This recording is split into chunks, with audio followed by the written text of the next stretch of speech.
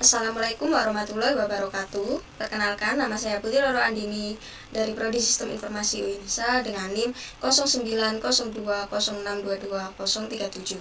Di sini saya akan menjelaskan mengenai manajemen teknologi informasi untuk memenuhi tugas mata kuliah manajemen layanan teknologi informasi di semester 5 ini.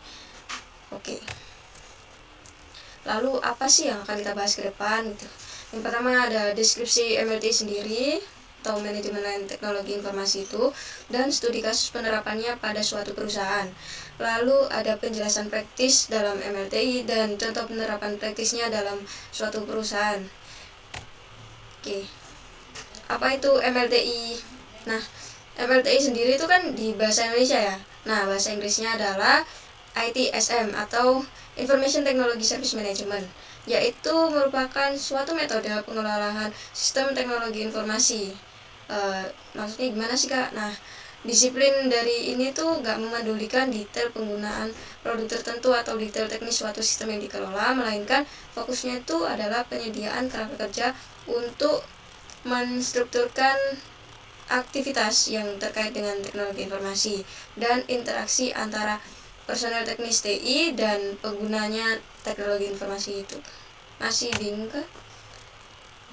Nah, berikut adalah kerangka kerja dari MLTI sendiri. Sebenarnya frameworknya ada banyak ya, ada COBIT gitu. Cuman di sini kita pakai ITIL untuk menstandarisasi proses layanan teknologi informasi. Nah, ITIL sendiri itu menciptakan alur kerja standar dalam menangani insiden, permintaan layanan, dan perubahan. Dengan demikian, layanan TI kan jadi lebih proaktif dan terukur gitu. Oke, masih bingung dengan penjelasan ini? Kita mungkin akan langsung dengan contoh studi kasusnya ya, biar lebih jelas lagi. Nah, studi kasus di sini saya mengambil nama perusahaan Indofood, permisal karena udah dikenal gitu, industrinya udah besar, dan kalau semisalnya dibayangkan gitu ya, Indofood pasti punya divisi-divisi ini gitu. Divisi utamanya sendiri di perusahaan ini seperti ada divisi penjualan, divisi logistik, divisi keuangan, dan divisi TI. Nah, pasti ada gitu kan di perusahaan Indofood tersebut. Nah, misal di perusahaan ini ada kendala, yaitu divisi penjualan tidak mengonfirmasikan bahwa divisi logistik tentang peningkatan pemesanan yang signifikan, dan itu menyebabkan keterlambatan pengiriman. Yang masalah pertama itu. Lalu masalah keduanya adalah divisi penjualan menggunakan sistem CRM, divisi keuangan menggunakan perangkat lunak akuntansi yang terpisah, lalu divisi logistik menggunakan sistem manajemen gudang. Nah, itu kan beda-beda ya. Akibatnya data pelanggan, inventaris, penagihan tidak dapat diakses secara terpadu, sehingga menimbulkan kesalahan pengelolaan data dan memperlambat proses bisnis.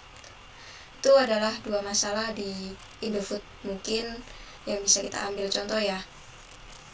Nah, singkatnya itu kan kendala itu tadi itu yang pertama kan kendalanya adalah komunikasi yang buruk antar divisi gitu kan. Lalu yang kedua itu informasi dan data perusahaan itu disimpan secara terpisah, jadi sistemnya tidak terintegrasi dengan baik. Nah, untuk menangani hal tersebut gitu, dengan melalui framework ITIL tadi, itu kita dapat mempraktekkan dengan praktis ini. Nah, ITIL sendiri itu ada beberapa versi ya teman-teman, dan versi yang paling baru adalah ITIL 4.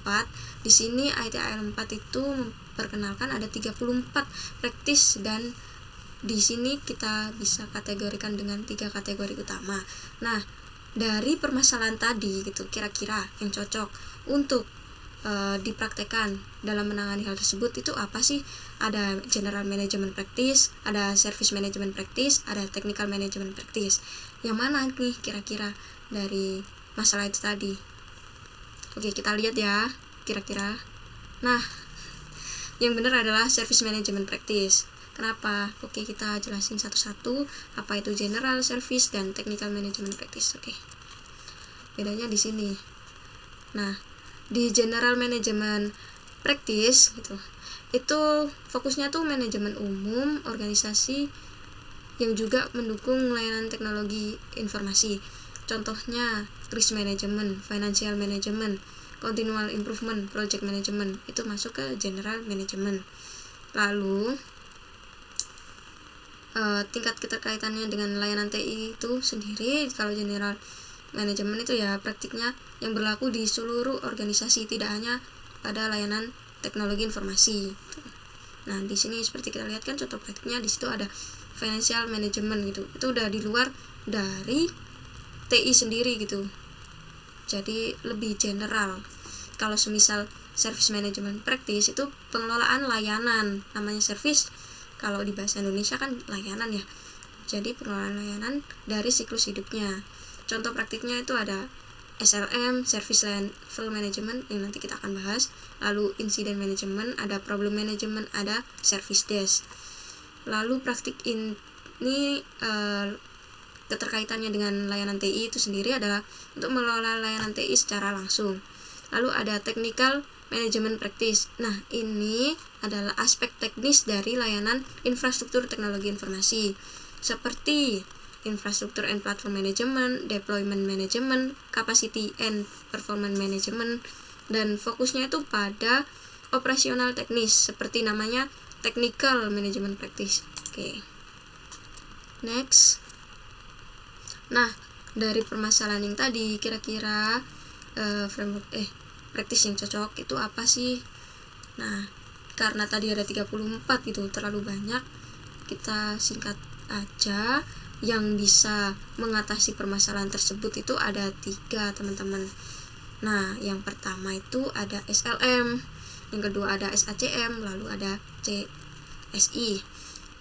Nah, SLM sendiri itu Service Level Management, sedangkan SACM itu Service Asset and Configuration Management, yang ketiga Continual Service Improvement. Jadi kebukti ya kalau menanganinya itu dengan yang tadi dibagi 3 tuh pilihnya yang Service Management Practice gitu. Nah, yang pertama kita akan membahas mengenai SLM, gimana sih penerapannya. Nah, ini ada 3 tahapan dalam SLM sendiri. Sebaiknya dilakukan dalam menangani kasus tersebut itu dengan cara membangun Service Level Agreement atau disingkat SLA. Nah, SLA ini mencangkup indikator performa utama atau biasa disingkat KPI, Key Performance Indicator, lalu terkait pengelolaan pesanan, waktu pengiriman, dan komunikasi antar divisi. Misalnya nih, setiap kali terjadi peningkatan pesanan lebih dari 20%, divisi penjualan harus mengonfirmasikan di divisi logistik dalam waktu kurang dari 1 jam. Jadi SLA sendiri itu secara singkat adalah sebuah indikator yang isinya itu kesepakatan dari pihak-pihak tertentu, karena yang bermasalah di sini adalah divisi keuangan, divisi logistik. Maka ya yang membuat kesepakatan adalah divisi keuangan dan divisi logistik. Divisi penjualan dan divisi logistik. Nah, selanjutnya adalah memonitor dan melaporkan kinerja layanan. Kenapa harus dimonitor? Nah, pemantauan berkala yang dinilai berdasarkan kepatuhan terhadap kesepakatan tadi gitu, SLA, seperti waktu pemberitahuan dari divisi penjualan ke logistik, waktu respon dan tingkat kesalahan pengiriman. Itu semua itu penting ya. Jadi itu semua untuk apa? Nah, untuk yang ketiga nih tahapnya, memastikan semua pihak terlibat untuk mendukung kinerja yang optimal gitu. Karena dengan itu kan mereka akan memahami perannya masing-masing dan bertanggung jawab atas kinerja yang mereka lakukan. Selanjutnya di praktis SACM, Service Asset and Configuration Management. Nah, tahap pertama di praktis ini bisa dengan cara membangun Configuration Management Database atau biasa disingkat CMDB, Configuration Management Database. Dan SACM ini mengelola aset layanan dan konfigurasi dengan membuat CMDB itu tadi, yaitu database yang mendokumentasikan hubungan antara aset-aset teknologi informasi yang digunakan oleh berbagai divisi. Dalam konteks ini, CMDB akan mencatat informasi tentang semua sistem yang digunakan CRM, akuntansi, manajemen gudang, serta relasi data antar sistem tersebut.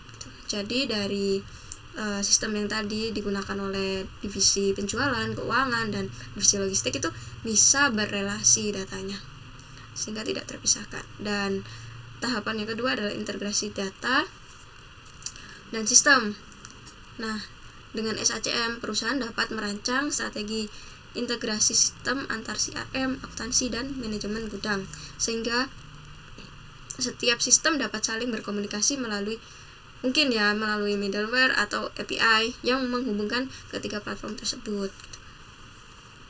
Lalu yang ketiga, memastikan setiap perubahan konfigurasi. Nah, ini penting juga, seperti upgrade perangkat lunak. Nah, itu didokumentasikan dan diimplementasikan agar berdampak minimal terhadap operasional bisnis. Jadi kalau misalnya perangkat lunak tidak di-upgrade gitu, mungkin akan memberatkan dari operasional bisnis juga, itu akan berpengaruh gitu, membuat kebengkakan biaya.